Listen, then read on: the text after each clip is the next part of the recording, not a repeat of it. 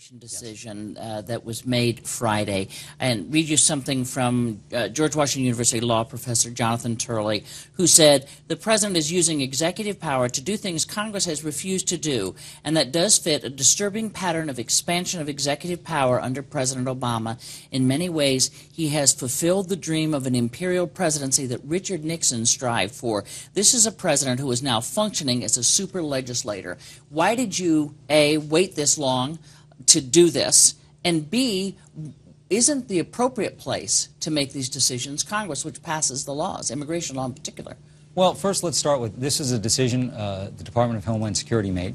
This is so that they have the discretion in enforcement, so that we focus on criminals, those that cause or could endanger our communities. That's where the focus of our immigration enforcement efforts need to be. These kids who want to serve in our military, who are going to college, who are working in our businesses, they now can apply. This is not a permanent fix, by the way. This just went around Congress is the point. I mean, I understand the policy if Congress would act, the reasons for it. We'd be happy to sign the DREAM Act tomorrow. But there's three branches of government. You know how this works, well, and so this is fully within our ability. This was an enforcement discretion decision.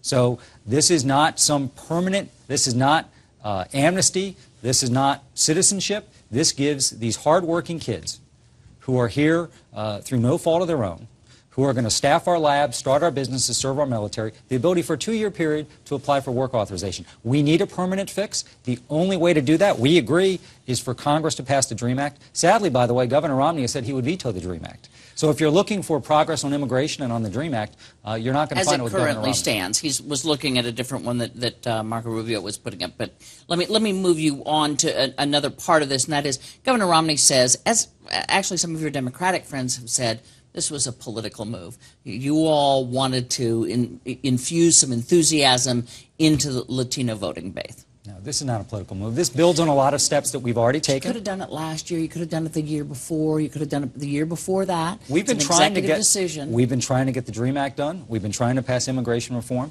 This builds on a series of steps the Homeland Security Department has already taken. And again, this is gives our law enforcement personnel the ability to have more discretion and to focus the resources where they should be focused, which is on criminals. Got it. By the way, our deportation numbers amongst criminals are up 80%. But you can't say it isn't. It was not done with some political consideration. It was not, Candy. And who knows? 5 months before the election. Who knows how the listen? Who knows how the politics will turn out? But this decision was the right decision.